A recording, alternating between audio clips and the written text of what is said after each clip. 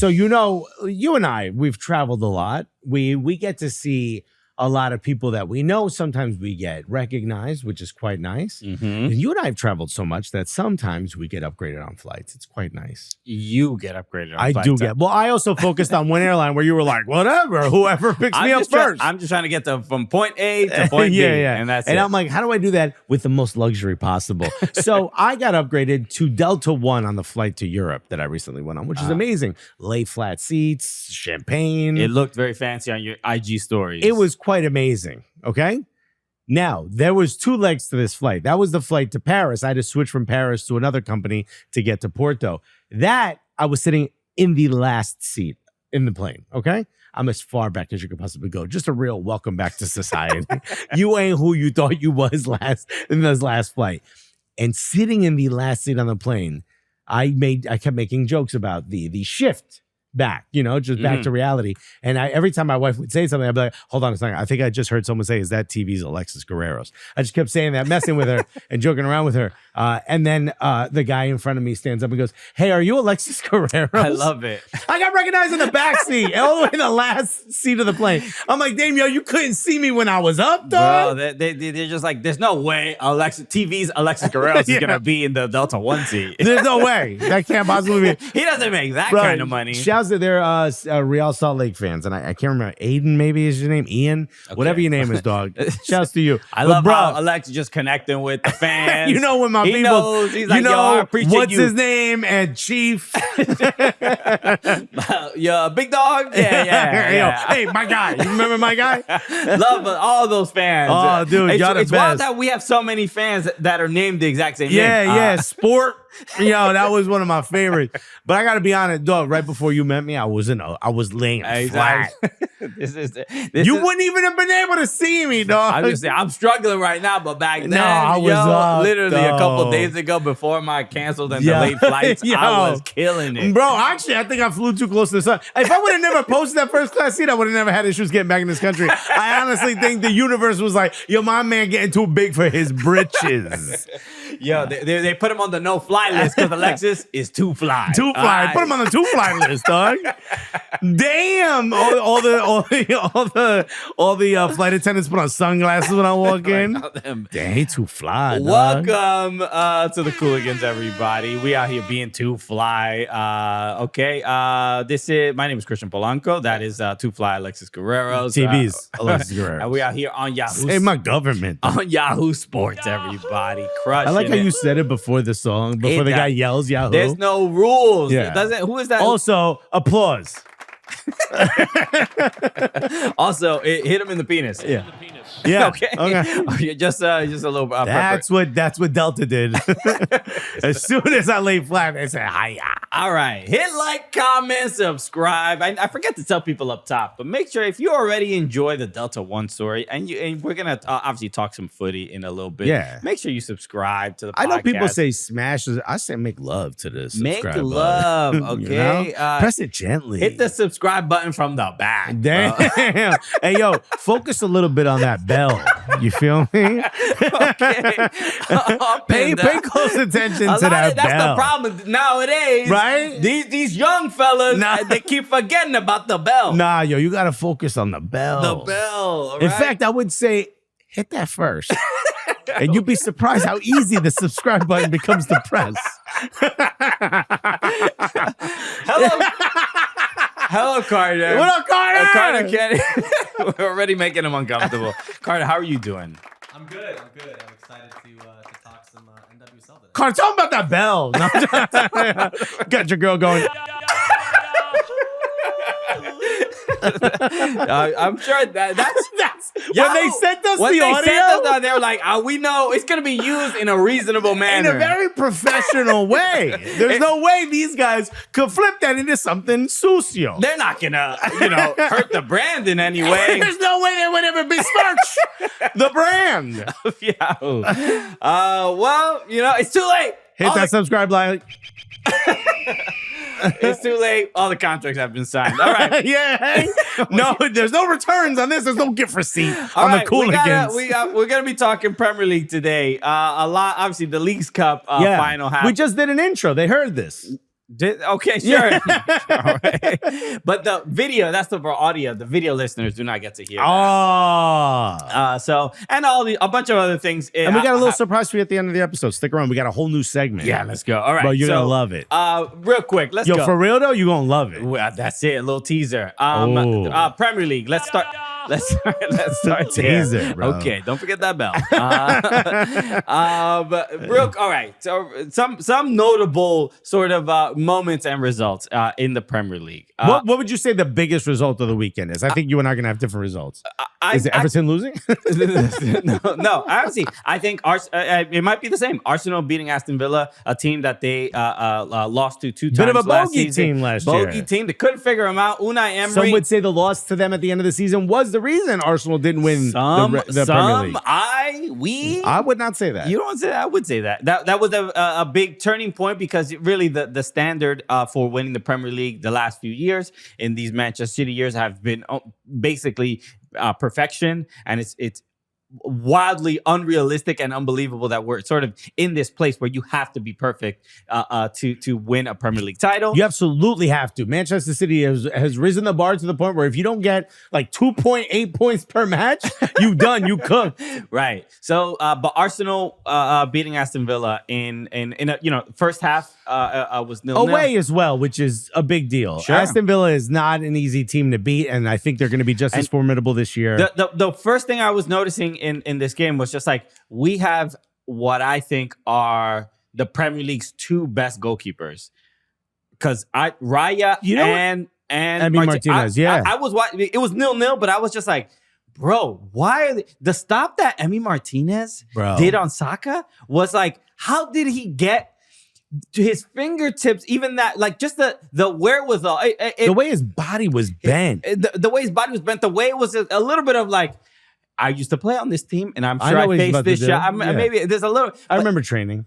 Yeah, but the fact that he is just the how old is Emi Martinez now? I think he's like 32. He's not. He's not young. No, there's a little bit. Spring chicken. There's a little bit of a feeling of with Emi Martinez that his years were sort of wasted at Arsenal, given that he was the backup and didn't really get as much minutes. 31. He's 31, Yeah.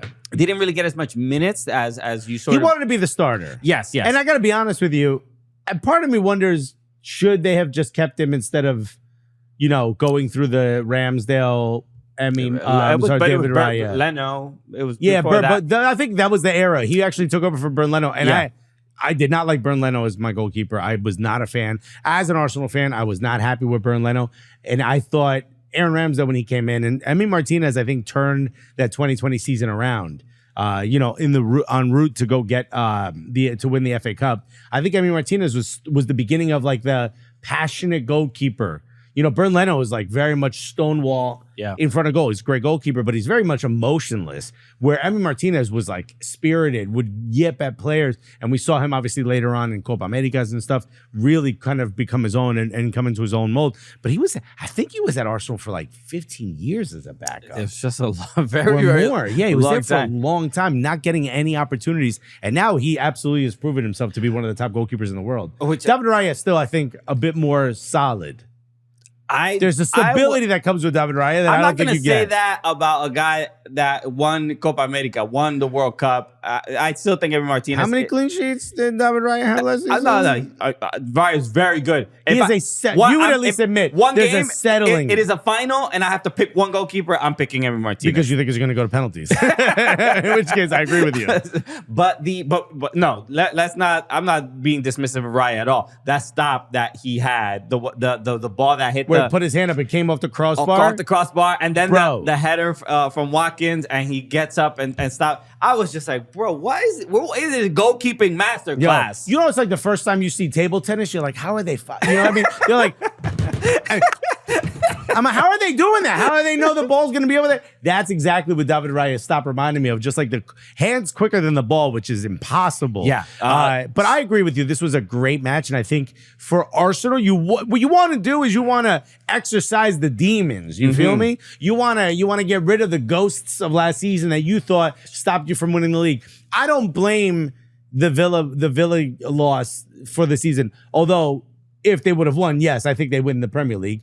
But I think it's the losses that came towards the end of the first half of the season.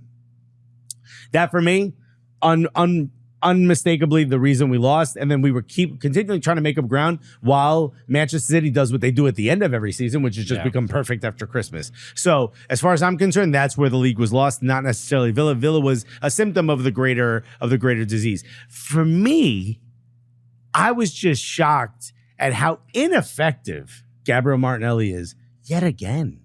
Yeah, it's not necessarily. I'm surprised that you are shocked. I think it's because I still picture, 2021 Martinelli in my head. And that's not who we see, bro. Even the one thing he had over everybody else was that pace that he could snap. And fifth gear, bro, he wasn't able to get in fifth gear at all in this match. Yeah, I saw. He seemingly was running, and then all defenders are keeping up with him now. I thought it was interesting. I saw on Morning Footy, you were talking with the rest of the crew, but Charlie said they got him figured out. Mm-hmm. Which is such a wildly. It's not even disrespect is not maybe not the exact word, but it's such a dismissive. It's just a you're done in this league. Yeah, they got you. Yeah. Well, you got nothing. You got no other moves. It's what Emi Martinez said to Jefferson. Who's the guy? Remember he goes, "Yo te conozco." Mina? Yeah, Jefferson Mina. Yeah, Yerson Mina, right? Yeri Mina. He said, "Oye, te vas a cagar. Yo te conozco." Yeah. Vos lo vas a cagar. It's one of those things you got no more tricks up your sleeve. Bro, I've read every page of your book, bro. It's hard to really translate that statement into English. There's nothing that really gets the brevity of it. Not the brevity, the weight of it. Mm-hmm. Yo te conozco. Gravitas. Yes, yo te conozco means bro, I know everything about you, bro. I know what you're going to do before you know you're going to do it. I just want to let you know your mother says hi. You know? yeah. I haven't even spoken to her, by the way. But yeah, also Charlie slept an hour and a half last night. So keep that in mind when you watch the show again, if you rewatch it. But for me, Gabriel Martinelli, the reason he's there is that pace should open up space for everyone else. In particular, let Declan Rice in a little bit closer, and it gives Martin Odegaard a little bit more space. It doesn't have to solely camp out near Bukayo Saka. Maybe even gives him enough space to get a shot off, where I think Martin Odegaard is. I think that's what he's tasked with this year, is being a little bit more lethal in front of goal. That said, bro, Martinelli ain't got it. And then you got Trossard coming in and immediately scores a goal. And bro, he celebrates like, huh? Y'all didn't believe in me? Yeah, I love the. I'll try to pull up the graphic, but the look on his face. We did a TikTok video of ranking hugs. Your hugs, like after goal celebration. Like how would you rude want of you to do that, knowing I grew up without a father? But ranking where you sort of what type of hug, a blind ranking, what type of hug you would want after you celebrated a goal, and that was kind of the first thing that came to my mind. There was one of the lower ranked ones, are backwards hug, the polite hug of just like, oh, it doesn't even really pat. You're not even that excited that I scored this goal. But there was something about Trossard not celebrating that way that said so much. Hezzy. That it wasn't even I wouldn't even call it hezzy. It was a deliberate decision to send a message to someone, and it is on us to decipher. It means it's like those the movies at the end that are film noir. Film noir, where film you're noir. like, it just stops, and now you got to figure out what happened. You decide what that. We didn't write this part. You do it. Maltese Falcon just walks away. Yo, what is that? It's the stuff that dreams are made of. No, seriously, what is it? I watched an hour and 45 minutes of this. Wait, Rosebud? What's that? What's Damn, that about? It's confusing. Fam, you wrote it. You tell us. So that's why I felt what Trossard was doing, where it was clearly like the people who need to hear this message are hearing it, and if you maybe it's not for you, it's on you to decipher. My initial thought was like, you score a goal against a team that beat you twice last season. You are not the starter. There's nothing to sell. He's like, there's nothing to celebrate. It's like, you see what I offer. Now it's on you to make the right decision. Yeah. I give you goals and 3 points. Now you reciprocate. Exactly. Give me that start. It is. Do you think he's earned the start? Look, yes, and he has started plenty of games, especially when last season when Martinelli was injured. I couldn't argue that he shouldn't get the start. I'm trying to think. Get him. Arteta's Better head. question: does Arsenal's best 11 have Leandro Trossard in it? I think so, because I think he's a better decision maker than Martinelli. He's certainly better in front of goal. I'll give you Yeah, that. and there's something incredibly like clinical and lethal. And even again in his celebration, there's something like, bro, you like a serial killer? Like, why are you celebrating a little bit? He looked like he ain't ever slept, right? He looked like he'd been up just trying to trace your steps. So that part of it is the team, I would argue, is better with him on in the starting squad. But there is The starting is the part that confuses me most, because if you go back to last season, and not every match, there's matches where he absolutely shines, but I feel like what he does best gets deciphered by a defender quicker than what Gabriel Martinelli can potentially do. There's more fear in when Gabriel Martinelli gets the ball at his feet. There's more technical ability when Leandro Trossard gets the ball at his feet. There's better decision making. There's better connecting with the other players. But for the most part, he's not going to run past you. Yeah. Defenders can get close, and it doesn't create that fear that happens with Martinelli. Even though Martinelli hasn't done it, there's always a fear like, well, maybe now's the time, and I'm about to get burned, so I should give him a little bit of space. And that little bit of space, had he had Leandro Trossard's decision making and ball skills, with the skills with the ball at his feet, and just his ability to connect passes, I think he'd be even better. But because he doesn't have that, Leandro Trossard does. To me, Leandro Trossard is a better overall all-around player. But I feel like defenders can collapse a little closer to him, and you're not getting the space you need when you're overloading that final third the way Mikel Arteta asked his team to. So I kind of still see him as a super sub. And while that's frustrating, the manager's job is to get him to see that and see the benefit that he brings to the team and not be frustrated by that. Now, if the opposite is the case, where he was told, hey, man, you might be my starter, you're playing really good. Now it's the manager's fault. Possibly. Because you've set an expectation you now are not going to match. I would go even simpler. I just think Martinelli, because he has the pace and he's probably just a little bit more athletic, I think he's a better defender during presses. He tracks back. Yeah, he can. And I think it's probably that much where it's like by the end of the game, or later on in the match, you don't need the pace from Trossard. You don't need the pace in that position. They're tired. You don't need to be pressing off the beginning. So I'm assuming it's probably that's the philosophy, and it's probably just a frustrating sort of situation to be in for Trossard. But there's something to.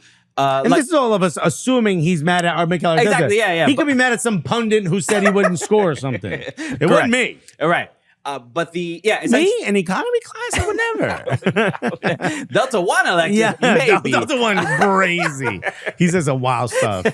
But again, a great celebration. I thought it was the game itself was entertaining, but I thought that was an important moment to highlight. Okay, a couple other things in the Premier League. Everton. I thought Chelsea's win was. Let's start there. For me, I mean, we don't have to say too much about it, but it was absolutely. Look, I get people saying, it's Wolves, bro. It's an away match to begin the season. They had a horrific preseason. Mm-hmm. There were so many questions. You saw their training. They were training in an airplane hangar. You know what I mean? I did not see that. No. You didn't see that? No. The Chelsea training had to be in a massive tent because there's so many players. They have 40 potential first team players, which is insane. You have 40 registered players to your team.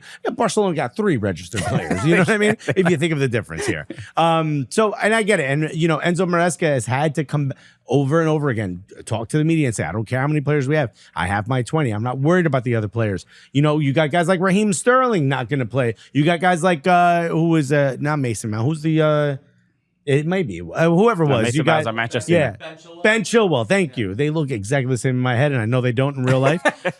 You've got Conor Gallagher getting sold. Oh, he's one of your best players. He took all that. He took that, moved it all aside, and said, "Yo, if you're playing well, you're gonna play. We'll figure it out." He also said in the preseason, defensively, we still have some things to figure out, and it's like, okay. I still think Wolves had a lot of opportunities to make this a lot closer, but you cannot take away from a team scoring 6 goals on their season opening match away from home. Mm-hmm. 6 goals. That's an embarrassment to Wolves. Embarrassment. And this could have been 8-2 easily. Yeah. Madueke could have had 4 goals. Connor, what's his name, man? Palmer. Cole Palmer. Jesus Christ. Cole, My Connor, Caden. white dude. Kinda. Cole Palmer absolutely took over in a way where I was like, yo, this dude, I'm not saying this now, okay? In the future, if he keeps playing this way, Cole Palmer could be Hurricane and Hemmingson put together. Interesting. Bro. Hing Min Kane. I love it. Him and Kane, bro. This dude has the vision, the he's a great finishing, and the ability to connect with other players. This dude is a 9 and a 10 all rolled into one. If he keeps playing this way, I know it's dumb early to say this, but yo, low key, this is Harry Kane and Hemmingson wrapped into one person. And how did Manchester City let this man go away? He couldn't find any minutes because of Bro, the, give him, a I don't lot know of really how. good players. I mean, look, he was Academy Man City kid, right? Yeah, I no, believe- he's a homegrown. Yeah, They didn't want to sell him. yeah. That Came he out and said, he wanted to play. But Pep says if you don't want to be here, the moment you show any sign of not being 100% loyal to the cause, you got to go. Yeah. And this is one of those situations where I understand both parties. I understand if that's what you're saying. If you want to stand on business and say, yo, the moment you show me any sense that you don't want to be here, you have to go because I don't want you in the locker room. And I understand him saying like, I'm a bet on myself and I want to go get and it was minutes. the right move. For both parties. Except now if you're Manchester City, you're thinking like, yeah, we might have had to give this dude some minutes before. Or we could have, or it was probably like we should have sold him for 80 instead of 40. You know what I mean? Like I think they sold for like 35. To be honest with you. yeah. So that is the because you're gonna have to buy this guy back at 150. He's and look, and he won what is the PFA Young Player of the Year. It's a good rapper, PFA Young Player. You know, he didn't get many minutes at the Euros, but he clearly was, you know, he scored a very important goal in the semifinal. I bro, believe. that's Southgate's fault. In the final. Yeah. goal in the final. When he comes in as a sub, he scores a goal. I mean, it's ridiculous. Yeah. So he's a great And player. mad people said like, "Oh, I don't know, he might not have the same seat." Bro, Nah, bro. this dude's gonna have That's a black king right yeah, there, bro. yeah, I love yeah. Cole Palmer. Shouts to Caribbean legend Cole Palmer, bro. Bro, you one of us, dog. Love it. Yo, okay? we co-sign you, bro. You get ropa vieja or mango anytime you want, bro. Okay, you get us. you get the pass, bro. You good. Yo, you good, bro. Come to Mama Sushi, dog. We got the hookah ready for you, bro. We got you, dog. Yo, All right. what flavor of hookah do you think? Gotta be green apple, right? We'll figure it Watermelon? Why don't we have a hookah in the studio, Bro, we gotta do hookah. we gotta do it. We gotta look ridiculous A on little this soccer. shisha. We'll figure. All right. Yo, we gotta have like Caribeño minute Yeah. where we smoke hookah, play dominoes. I love this is what I love about being Caribbean. We just appropriate other culture Hey, and be bro. like, hey, this is what we do at nightclubs. Hold on a second. Those boats showed up to our island. Okay? We did not land on Plymouth Rock. Plymouth Rock landed on us. Dominicans are wild, bro. We do this. They're like, whole what thing. are those Árabes doing? That's ours now, bro. Anyway, yeah. We gonna do this while playing Dembo. I've been listening to Dembo in the car. I get too hyped. Yo, have you heard Omega's new song? Which one? Chapapla. Yes. Oh my Bro, God, it's yo. a banger. Which one is the one I'm on, bro? This is sorry. I'm gonna pull this Oh, up. Lupita. Alupita's crazy. That's That's the classic. Lamine Yamal classic. Yeah, That's his banger, bro. If they have to do a remix with Lamine Yamal. Yo, my bro. mother's calling me. Should I pick up? This is, I mean, it happens from time to time. Yo, Daisy, I'm on the podcast.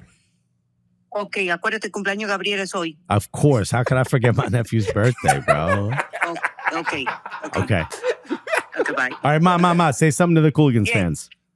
Eh? Say something to the Cooligans fans. What do you want me to say? You're on the Juan podcast. Cintraba? Yo, Juan Cintraba is what she used to call me. No, you're on the podcast right now. Say something inspirational. Oh my God, you got me off. I don't know what to say. Dad, I love you. I love you too, Ma. Yeah, sure. My mom loves y'all. You got her up, she said. Yeah, shout out to Daisy, bro. You call her Daisy, you gonna get slapped. I'm surprised I Wow. didn't get in trouble. Yeah, I would never call my mom by her first name. I have too much respect for Yo, same, bro. for family. Oh, I was tripping when I picked up the phone. I'm on a lot of espresso. Anyway, okay. Speaking of Chelsea, though, Nico Jackson. No, what were you talking about, Madueke? What is going to point this out? Because Madueke got a hat trick. Yeah. And but before he got the hat trick, he went on his IG stories. He did a little oopsie. Have you done this before? Have you ever close friended by mistake? Literally never. Do you have a close friends? I don't have close friends, and oh man, damn, that just really hurt me hard, bro. You really got. Do you have a close friends list? I do not. I don't do. I use it sometimes. Okay. I've never made this mistake. The rumor is this man Madueke posted in his Instagram stories, everything about this place is and then he tags Wolverhampton as a place, as a city, bro. Right before the game. This is before the game, the day before. The location tag is crazy. Bro, he didn't even have, there wasn't even a photo for him to put in the background. That's how the town is. There's nothing I can share about this place. And I feel terrible saying this in front of the honorable honorable Daryl Grove poster, because Daryl Grove is from this area. Yeah. But he was supposed to put this in close friend. He did not. He hit the main. Hit it on the main. He was once it was there for just a couple moments. It was like, oh, bro, that's it. Too late. Mad people were like, yo, dog, you need to delete that. So he deleted it, but it was too late. Screen caps went out. We just posted it. By the way, it lasted at least 4 minutes.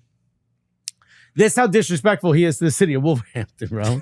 He came out and scored 3 on him. Could have had 4. Yeah. So it's funny. Look, it's the fact that he posts this and gets the hat trick is there's a little bit of like, all right, you stood on business. We're gonna allow this disrespect, right? Because most of the time he's like, this isn't very polite. This is in polite society. As you're being welcomed, because football players are polite. As the away team, look, even if it's a fantasy, even if it's a facade, there's a little bit of like, thank you for welcoming me. We are about to play this football match, and best players win. We're trading the little pennants. Yeah, exactly. Little formalities. Shake the hands, as if we're not going to 2-foot each other as soon as even though we understand that some of these cities you may not vacation. I don't necessarily think like, I wonder what Sheffield is like this time of year. Middlesbrough. I've always wanted to, venture off to the vineyards of Middlesbrough. Can't wait to play in that, those grounds. Scunthorpe.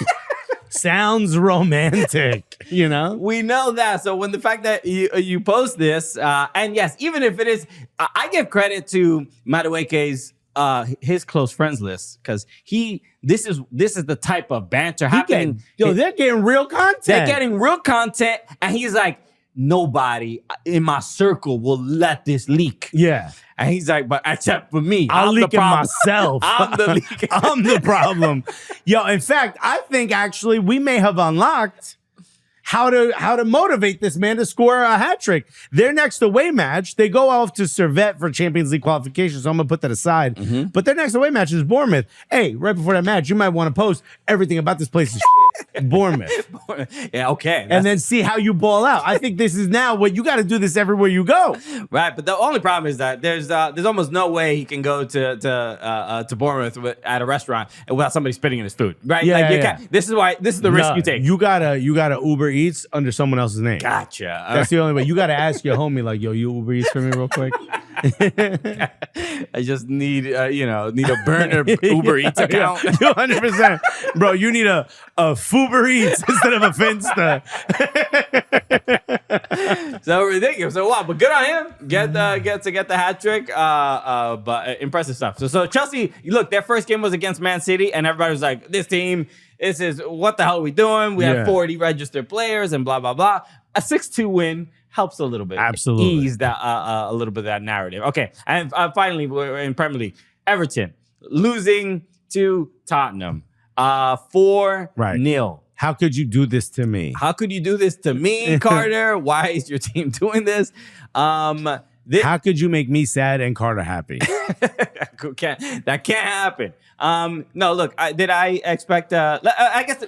I didn't expect Everton to win this game. Nobody did. But the main issue here is... If Everton would have won this game, I think Ange Postecoglou gets sacked. This is I'll just say this. I thought things were bad. I think they are way worse than I thought. This season seems like we've only had two match days, but this season the Premier League looks like it's I don't know, the level seems higher. There's just something to, everyone like retooled and got even better. The complacency of, these. Whereas like you might be right, because 2 years ago I could see Everton finding their way into like 8th or 9th. Sure. Bro, right now, you lucky if you finish 14th. 14th is a dream. What a luxury. That's Delta 1 for you. Where's my Champions League spot for 14th? That's what I want. Where shall we go on our European adventure? What's Servette like this time of year? Don't ask Madueke. The Everton are in last place with a -7 goal differential. They've given up 3 goals in their first game, 4 in their second. They have not scored any goals. That's brutal. Not only, and this is Wolves just got 6 hung on them, and they're above you. Right, and this is a team that looks.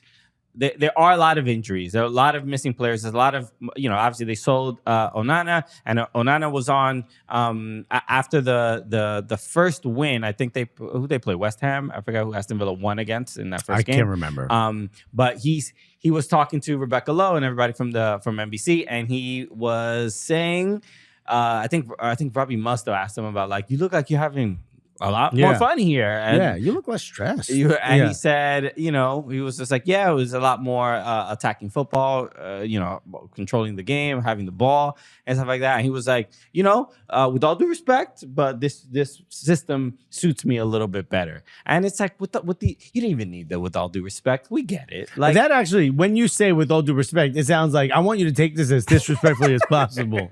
Because we know, I don't think he was disrespecting Everton, and I think he really loved playing for Everton as well. But that's got to be difficult to play in the Sean Dyche system. I know I'm a bit of a. You say Sean Dyche system, but it's almost any Premier League manager that manages Everton with the players that they have. My Everton group chat is like, yo, David Moyes is available.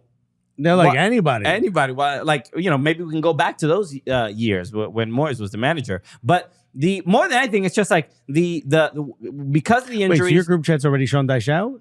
A couple people. I like that. Yeah, it's fine. I mean, it's look what he did last season and got those huge wins, beating Liverpool at Anfield. Like he's gonna have a much longer leash. But this team right now doesn't even look fit to play in the Premier League. I mean, without a doubt. Like honestly, you're lucky you didn't get relegated, because I don't think this team gets promoted. I don't think so either. They are they're just bad, and I feel bad for like even the players that normally are good. Dominic Calvert-Lewin can't even get the ball. Yeah, no. Jack Harrison is he's their most dynamic player. No. Adristic on a game maybe, but he's kind of up there in age. I would say that is what is sort of tasked of him to like go 1v1, send in some crosses, and he's not looking sort of sharp enough yet, like sort of ready for the season. And I don't know if that means that it's the team doesn't really have any chemistry. I'm not putting it solely on him, but nobody individually is even looking like, yo, I'm ready to play the season. Yeah, it's brutal. It's almost unwatchable. And this is where I feel like the previous few years you're always like, oh, bad start, but they'll figure it out. I don't know if they're gonna figure it out. It's that bad. So bad start, bad middle, bad end. The bar is fairly low. But bro, because I'm like, I have not seen a team worse than Everton in these 2 games. Bro, you can't finish below Ipswich. You can't finish below Ipswich. Nah, that's put a fail. Put it on a t-shirt. Whatever you gotta do. There were even Neil Mopai had retweeted there were fans that were so Tottenham, so they were taking the train from London, then they were going back to Liverpool, and fans waited for the Everton players to get on the train. So as they were walking by, and like several fans were just like berating the players, and Neil Mopai was like, just kind of pointed out, like, imagine why are we normalizing this kind of treatment to people who are going to work and trying their best. And people are like, are they trying their best? Yeah. Because can I answer that? Sure. Because what are you going to say? Like, nobody yells at doctors like that. People don't yell. Yeah, people don't buy tickets to go see doctors perform surgery. People don't you don't have to get a season ticket to go see a chef. cook food. It's also It's ridiculous. If you pay for a meal and your meal's bad, you have every right not to yell at a chef when he walks by, but you have a right to be like, hey, this isn't good. You can leave that review on the internet. People are literally wasting their entire weekends watching you do this. This is your job. And you suck at it in a way where like, yo, people have traveled. People travel to go see you do your job. Yeah, they don't. Maybe they can't abuse you. I agree with you. Racial, absolutely not. Disrespect, you get a little, there's a line there. You're allowed to be critical. You certainly shouldn't disrespect players' wives or families or kids or any of that nature. But bro, you're allowed to say like, yo, you kind of ruined my week, dog. I waited all week for this moment, man. I spend so much of my available income to root you on. I buy your shirt with your name on the back. I don't do that for my dentist. I don't do that. I don't do that. That'd be dope, though. Yo, imagine you showed up like, yo, thank you. Thank you. These scrubs. Yo, bro. look at Schlossberg on our bag. Crazy. That's my actual dentist. That's not disrespectful. Shout out to Dr. Schlossberg. Yo, I call him Doc Schlurg, bro. Mix it all in one. He hates it. But that's why, man. People are spending their hard-earned money. Dude, families are upended. You're missing birthday parties. You're missing, recitals so that you could go and root this team on. Yeah, dog. Yeah, man, you're kind of allowed to be like, yo, that was ass, man. Yeah, I mean, look, I guess the only caveat I would sort of say, like, it sort of, to me in the stadium, that sort of makes sense. I mean, like, I'm just trying to go home, dog. Like, what? Why is the team taking the train? Because it's actually be more convenient than taking the bus or driving out of London to get to Liverpool. We took the train. There was a comfy ride. It was lovely. It's kind of crazy they take the train though. I mean, they ain't taking the 7 train. It's a comfy, like, nice train. Yeah, but nah, still, it seems a little like, nah, man, you should be on private roads. That's what happens. You could go on Delta one time, and bro, look, I'm not telling you. I don't know how you travel. Okay. Well, this is how you got recognized. I got recognized in economy. You got recognized on the economy train. You got to be in Delta One where nobody sees you, bro. You put the mask. They give you the mask. It's so beautiful. Unfortunately, winning is the only thing that eases any of that. Best of luck with that. All right, we'll start. We got to talk. We didn't even talk about Xerxes' knee with the offside goal for Manchester United. I mean, United, brutal. Also back in the mud, United. Brutal. We'll see how they do next week. All right, let's talk some Leagues Cup, American Soccer, NWSL, because a lot happened this weekend. All right, let's talk some Leagues Cup. The final, delish. The final. Give me a little more, please. The final happened last night, and also the third place game as well. So the Colorado ended up beating Philadelphia Union in penalties, even though it's a third place game, and in the Olympics, it doesn't really matter. Just you get a bronze medal, you get a bronze or whatever. You get the podium. But in this instance, the third place winner gets a spot in the CONCACAF Champions Cup. So clearly, a lot to play for. So Colorado Rapids in the CONCACAF Champions Cup. That's right. We all saw it coming. I had the vision. Okay. Hey, but that means a Puerto Rican Cuban coach will be coaching in the CONCACAF Champions Cup. It's what we've always needed. That's what's always been missing. That's what's always missing. Get ready to play Gasolina in the stadium. They ended up the penalty. This was an interesting thing. The coin toss. Andre Blake and Georgia Mihalovic are the captains. So they do the coin toss to decide penalties. Andre Blake goes up there. Philadelphia Union win the coin toss, and he tells the ref they're going to go first. When we all know the stats, there's something like 65% of teams that win in penalties. He's the keeper, though. He is the keeper, though. So he's trying to win the mind games early. He is. And it did not work out. It did not work out because they not only did he not stop many penalties or any, I don't remember exactly, but Philadelphia Union missed like their first 3 penalties. It was a terrible start. Well, then that's not Blake's fault. It's not Blake's fault, but still. But the stats always favor the team that goes first. Yeah. Why would he? You got to go first. You got to go first. If you have a chance to go first, you go first. I don't get it. Oh, okay. So Philly Union missed their first 2, Gazdag and Baribo. And then Jack Elliott scores his, and then Mbaizo misses his. And I think Colorado only missed 1. And Mbaizo, I think, hit the crossbar. Yeah.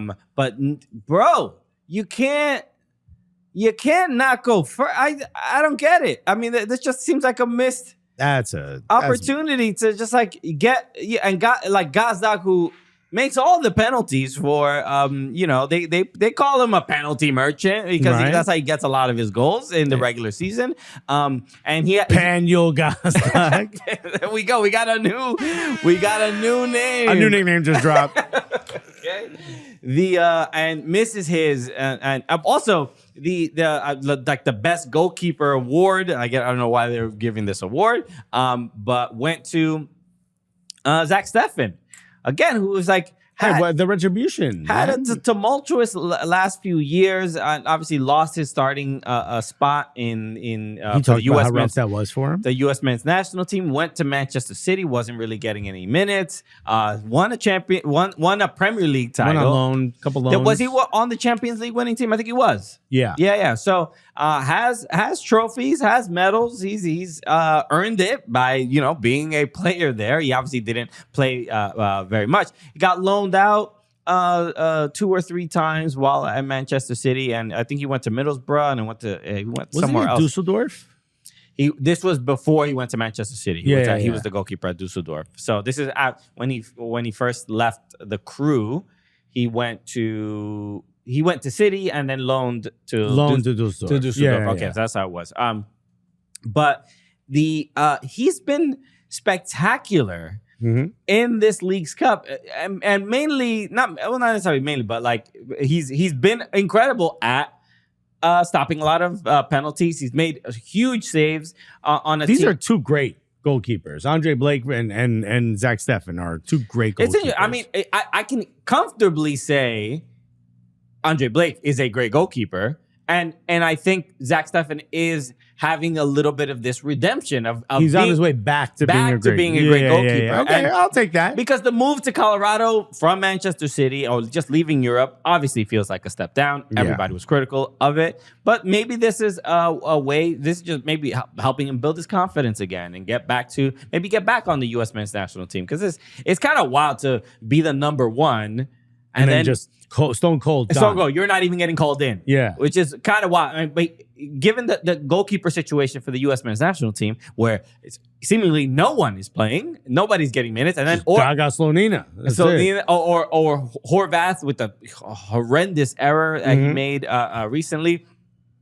I'm just saying. I'm just kind of impressed by these Colorado Rapids. It's like I don't think people expected much of them in this tournament. They also started the season very slow, so I think this was a bit of a surprise. But for them to end up in CONCACAF Champions Cup, I think all of us are like, whoa, none of us would have bet money on that at the beginning of the season. So, and very disappointing, I think, for the Union, who are having a pretty mediocre season. Yeah. This could have been a little bit of like, oh, we had a bad uncharacteristic season for them. They're letting leads go. They're simple things. Yeah. The final, though, was... The final was... Let me tell you something. The vibes at lower.com, I can't believe I haven't been to the stadium. We haven't been there yet. It looks so much fun. It looks so electric. Yeah. And this home match was the Cucho show, man. Yeah. Yeah. This Cucho Hernandez has been... this part of me hates this because the discourse in Major League Soccer is very much whenever there's a player that is like lighting it up, they're like, he shouldn't even be here. He's too good for this league. And it's just like, bro, what do you mean? We can't just like enjoy that we have but also low key, every team should have someone that's too good for this league. That's the whole point of the DP. You think when Beckham walked in, everyone was like, no, this is his level. You know? It's just it's an annoying sort of talking point. But this game, I think it kind of solidifies the fact that I wouldn't say we have a super team on our hands with Columbus Crew. Because it's not a super team. Super team to me means like you have a list of superstars outside of Cucho and maybe Darlington Nagbe. Mm-hmm. This is a team of really good players, but not superstars. Right. And what I think the real superstar of this team is Wilfried Nancy. Yeah. The fact that he is able to, because even when Nancy got the job, it was still you know, it's like he's walking into a good situation. Yeah, but also like you took a good coach away from Montreal, but is he really a good coach? Was it, flash in the pan? Yeah. Bro, he's proven to me he's the best coach in all of MLS. I agree. Yeah, he's able to. In fact, he's too good for this league, bro. It's really the combination of like these superstar players and players that are willing to run through a wall for him, as people always say. But the Can goal, you sell a man? Can you sell a head coach? you can sell a head coach technically, because if the coach is under contract. If the coach can get a fee. Yeah, but you have to negotiate. You have to buy him out from the other team. So it's not you're selling him, but he's just like, no, you're not allowed to just. We should transfer coaches, dude. Wilfried Nancy would probably get the highest fee in MLS. Maybe. Okay. Well, I mean, maybe there's a new way to make money. Who knows? Hey, we said selling league. That means everything. Players, couches, whatever you need. JD Vance was just like, what? Yeah. Is it soft? Does your couch snitch? The fact that he's able to take these veteran players and really, really quality players. Speaking of, Christian Ramirez completely changed the type of player this man is late in his career. Very much. And he looks so good. He looks great. I mean, he was playing at Minnesota, went to Houston, went to LAFC. Went to LAFC, and now he's there. Then he went to Aberdeen. So it felt a little bit of like, was it Aberdeen before LAFC? I don't remember, but it was along the journey was about. It's been on the show. Right. Yes. So it was a little bit of like, oh, he's just an MLS journeyman. He's a Kai Kamara-esque sort of type of player. And he, to me, has found a real home, a real system that suits him well. He didn't have a great final in particular, but he's had a great Leagues Cup in general. Yeah, I mean, not every game is going to be a blinder, right? But he's proven to me that he's a much better player. It's more, honestly, what impresses me more isn't the Cuchos. It is the Farsi. Do you know he was futsal player of the year in Canada? Bro. Did you know they gave that award? This man was doing the Ronaldinho classic clips, you know what I mean? Classic videos. And then they plucked them out of, seemingly what is obscurity. And he is looking great. Moreira, was he from Cape Verde? Cape Verde. Arston, and then the goal that came from Jakin Russell Rowe. I thought it was Jason this whole time. Maybe it is Jason. So did I. I think it is Jason. I think it's Jason. With the C in there threw me off. But Jason Russell Rowe, the goal there. It's Jason. It is, yeah. In fact, the first one, I thought he scored 2, but it turns out he just never touched the Cucho Hernandez. Okay. Yeah. Trickling, yeah. But that goal for such a young player who was playing on Crew 2, I think fairly recently. Wait, he was on Crew 2? Yeah, he looks good. Dude, he looks great. He's looked great this whole season. Yeah. He's just like, I'm just like, why is he so composed? I thought we got him from Europe for some reason. Honestly, I thought we got him from some like secondary team or something. No, because he's so good. He's another Canadian. Why are we helping these Canadians win, bro? But we're falling into Jesse Marsh's trap. but he's just seriously, just like very comfortable. He was on Crew. He went from Toronto FC 2 and then played at Crew 2, and then he had 20. Bro, he scored 26 goals in 23 games at Crew 2. Yeah, damn, baller, bro. So it's just like the fact that he's able to take these younger players and have them fit in so comfortably in the team where they don't even really look rattled. When Giroud gets his first goal for LAFC, it felt like, maybe it's a momentum switch at that moment. And it was. I arguably that second half, LAFC really. I didn't even recognize that first half from LAFC. They just looked. They had almost no possession. They didn't really. They weren't super comfortable. They weren't even trying, bro. They're just hoping Denny Bouanga got into space. Right. And then but the goal from Giroud felt like that tide was turning. And then look, and it's interesting because Lloris has been a little bit of a. Obviously, when you bring in, he's not a DP if I'm not mistaken. I don't think he is. He's not. What's the term we want to give to a big name player that's technically not a DP? I mean, it's usually like a TAM player. Yeah. But even bringing in a big name player who is a goalkeeper, right? An aged goalkeeper is such a mistake. Has that ever worked out? It's never. At the very least, it's not like exciting. I mean, and it's sort of working with Berkey in St. Louis, but this season it's like, last season they were spectacular in their expansion year, and then this season, you can barely recognize them. It's just like, why are they so bad? Even though they had like a insane game against Portland, the 4-4 game.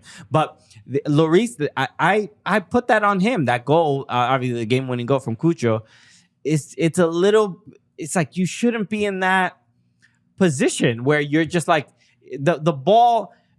What do they say to keepers? It's like you can't move unless you know the ball has been struck, right? Like the ball was in the air. Because then you're cheating, right? You're guessing. Exactly. Yeah. And You're going early. Like, why aren't you expecting the ball to get exactly there unless it is hit? Like your reflexes. Are you talking about the one that trickles in? Yeah, yeah. But, I mean, he thought a header was coming.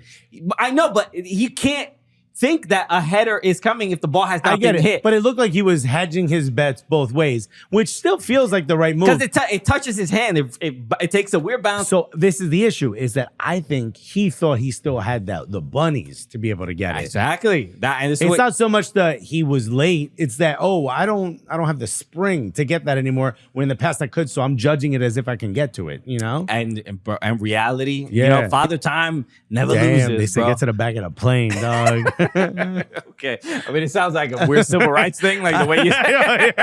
I meant more of a what happened to me, But yes, I think reality hit very quickly. Like, 5-10 years ago, this is a easy grab for me. So it was disappointing to see LAFC lose in that manner, even though I think LAFC were probably going to lose anyway. Because again, Columbus, what we are seeing right now is a team that is where every player is in form. And look, they played NYCFC, in the Leagues Cup, and they won in penalties. And even in that game, like NYCFC had a better game plan for Columbus than LAFC did, clearly, because especially in that first half, it was very notable. But what we're seeing with Columbus is really, really impressive, and we have to really just give credit to Nancy, to the players themselves. Credit from the top down, because they seem like a team where you lose Aiden Morris, quite possibly one of the best midfielders in the league, and they have not skipped a beat. They have developed a squad that is plug and play in a way where I don't think we've ever seen this before in this league. And that credit goes to Wilfried Nancy. That credit goes to the folks in the front office. A lot needs to be mentioned about this. This needs to be talked about more, because I'm in awe of what Columbus is doing. We're talking about a team that was almost lost. Sure. Yeah. This would have been gone. It's crazy how they've been able to simply keep pace with the expectations that they've set, losing players, having to sell players in the structure that MLS sets up. They still find a way to make it happen and be a consistent team, which is nearly impossible. Right, totally. Yeah, that's from the GM standpoint and president and everybody. They just have it figured out with buying and bringing in the right players, spending money where they need, getting academy players where they need, and it's just working perfectly. And that's kind of the thing that we're not used to seeing that so consistently. And then they also bring in DeJuan Jones, who's a flat out starter for the Revs. And now he's probably fighting for some time here. He could probably, he came into this game. Eventually he will. Yeah. So, but yeah, impressive team overall, and big win. Share your secrets with New York City FC. Just share what you know. So, okay, and then a couple other things in NWSL. Rapinoe had her retirement game. Yes. The Reign played against the North Carolina Courage. They got the win, which is great. Shouts to Megan Rapinoe. It seemed like a joyous occasion. Yes, it was lovely. It was the game itself was a little brutal. Felt like, oh my God, we're gonna have a 0-0 on Rapinoe's retirement game. Bro, it should have been 1-5. But no, it was not. We got a goal from Adames. Well, I forgot her first name, but it was an own goal technically from Casey Murphy, because it was a header in the 97th minute that hits the post, bounces off the keeper. Casey Murphy had a spectacular game all game. game. Until that moment. Ball, and I thought she had it. I thought, yeah, clearly you see it bounce off the post, and I'm like, oh, she's just gonna grab it. And no, it's just like the slight sort of. I think her hand was on the ground. Something was angled in. Yeah, as she was trying to like lift her hand up to try to get the ball, she sort of hits the ball back into her own net. The stats are crazy. 17 shots to 4. Yeah. No, especially towards the end of the game, there was a little bit of like, we got to do this for Pino. We got to do this for Pino. And so you noticed that towards the end. But there were a lot of like great moments. Obviously, the fanfare around Rapinoe was great. The Adames, who scored the goal, there was a really hilarious moment. I'll see if I can find it. When she was 8 years old, she took a picture with Megan Rapinoe. And now she was the. I've actually seen this shared. Yeah. Yeah, I'm trying to find it. I think NWSL had it, but it was just such a sweet moment of. It's similar to the Sophie Smith and Alex Morgan picture, or the Lamine Yamal. Lamine Yamal and Messi, yeah, which is so creepy. So it's very much feeling like here it is. Emery Adames. It's just such a cool that's crazy moment. She's 8 years old taking a picture with Megan Rapinoe, and now she's playing on the rain, and then does the Rapinoe celebration after. What a beautiful! Just such a cool. Also, give her the goal. Give her the goal. I mean, come on, NWSL. I mean, we saw what happened, but nah, bro. For the story, give her the goal. For the vibes. And then Kansas City Current get their first loss of the season to the Washington Spirit. So the only unbeaten team in the NWSL that remains is Orlando Pride. They got nine weeks. They might be able to do it. Can they? We have not had an unbeaten team in NWSL, to my knowledge. I thought it would have been Gotham with the squad they went out. I know, right? But Orlando, I think and one of the reasons I think they can do it is because of the fire in the eyes of Marta after losing another Olympic final to the United States. I think there's something. I'm gonna beat you in your own house. Has Marta ever won an NWSL championship? I believe she has. With what? An NWSL? I don't think she has. I mean, she played in Europe for a long time. Where did she play? She played in not Sweden, Denmark. Here, if you go to profile, I don't know, but I know she's won in Brazil international. Okay, and she won the league with Rosengard. Which is where? Rosengard in Sweden, which is like the biggest. One thing people may not know about Marta speaks fluent like Swedish. Really? Fluent. Remember we saw that documentary? Oh yeah, that's right. Yeah, she just popped up. We're like, well, it's gonna be subscripted. This one, there was nothing. Yeah. Portuguese and fluent Swedish. I don't need those. Are the two. Those only two I need. The most spoken languages in the world. I speak them. I got Portuguese and Swedish. What you English? Nah, I don't need it. Never heard of it. No, thank you. Yeah, she won the league with Umea in Sweden and Rosengard in Sweden. Okay, so she's never NWSL. So I think it's a very good chance this time around. She has a very strong team around her. Obviously, players like Barbara Banda helps quite a bit. And then shouts to the ladies of Attack and Third. They were talking about whether they could go undefeated, and I think Lisa and Darian both said that they thought they could. I see it. And then real quick, we probably need more time to talk about this, but maybe we'll go over it on Thursday. But San Diego Wave just announced Abby Dahlkemper, their first ever signing. Obviously won the World Cup in 2019. The starting center back for the U.S. So Landon Donovan makes his first move. Gets rid of Abby Dahlkemper. Or maybe Abby Dahlkemper was like, nah, I don't want any of this. Yeah. So Abby Dahlkemper is going to BFC, but Landon Donovan has been announced as the interim head coach for San Diego Wave. Yeah, this is a great move after the league. MLS kind of put him in a tough position with his loyal. They were disloyal to Landon Donovan, now that I think about it. Bars.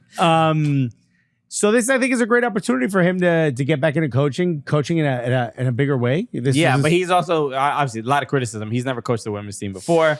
And people are like, but he's "What?" also been a big supporter of the women's game. Now that allows you to become a coach. Correct. He's also coached before, so I think this could potentially be good. He has caught flack for not being super supportive of the equal pay for the women's team as well. Did that happen? That did. So I don't remember that. So it's not.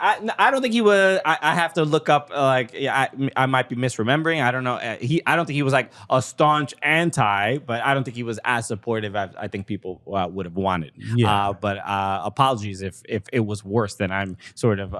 Yeah, I don't remember that at all. But I'll take your word for it. But I've seen that. I have seen that criticism. But in general, I think it's a little bit of a it's more of a concern. I don't think it really has anything to do with him specifically. It's more of a concern with everything going on with the Wave.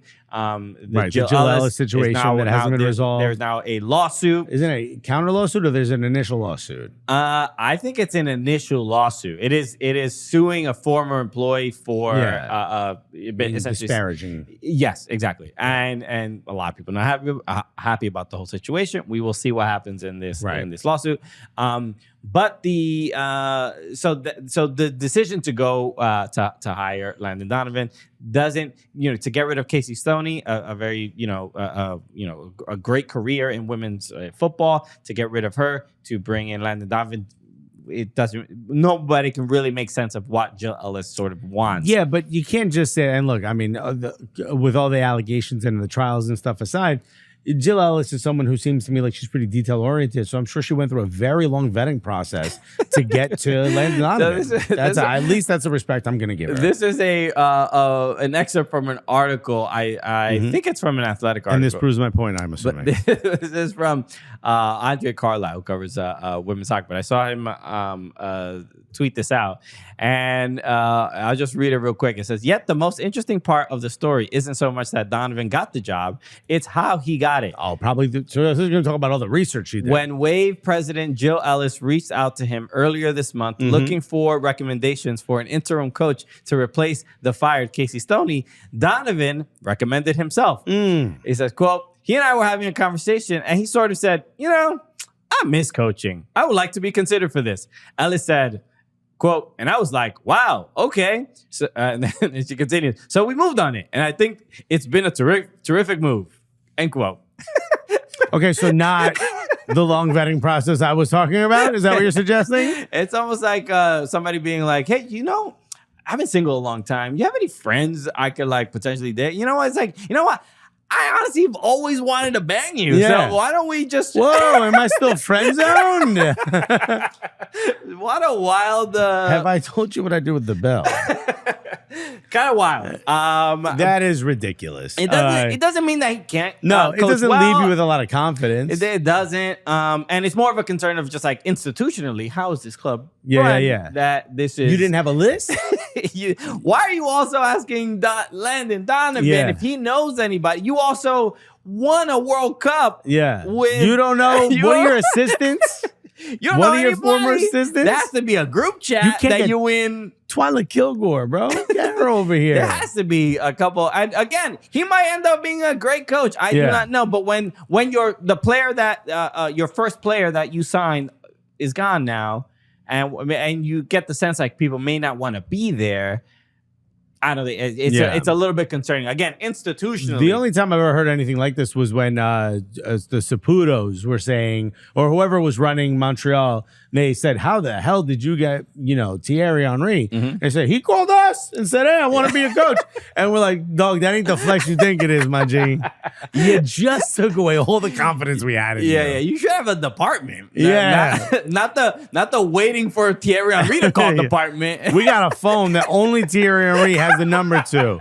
And it hasn't rung yet, but we look at it a lot. And let me tell you, one day. Exactly. What do you think? I'm not going to pay $200,000 to the guy that manages this phone to wait for Thierry Henry's call? Ridiculous. If you think we would be that unprofessional. Okay, we believe in paying our workers a fair share. Thank you very much. No, it didn't ring. Okay. Okay. Another day in the books. Maybe tomorrow.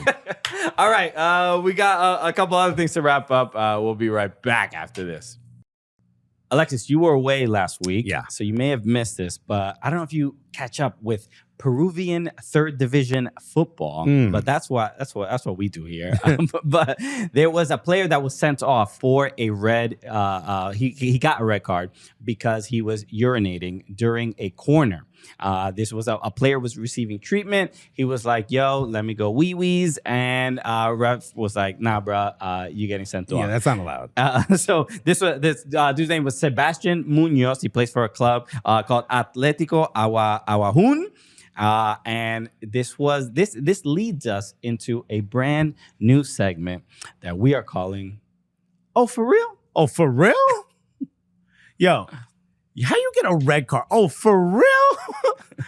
What even made you think you can do this? How'd you find out you could do this? What reminded you of it? Was it the fact that you were playing a team called Cantorcillo and you said, yo, that sounds a lot like calzoncillo, and that's underwear in Spanish. Oh, that's right. I need to go pee-pee. For real, though? Oh, for real? You really made the ref give you a red card for urinating during a match? You know he has to go home to his family, and when they ask, hey, Dad, how was work? He has to tell his children, you know how you barely respect me for my job? Well, I found a guy who respects me even less. Damn, for real?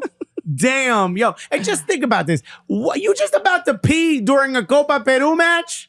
How much confidence you think that gives your players? If you win this Copa Peru and you hand it off to another player, you probably thinking like, yo, for real? Is this beer? For real? Oh, because I don't trust you.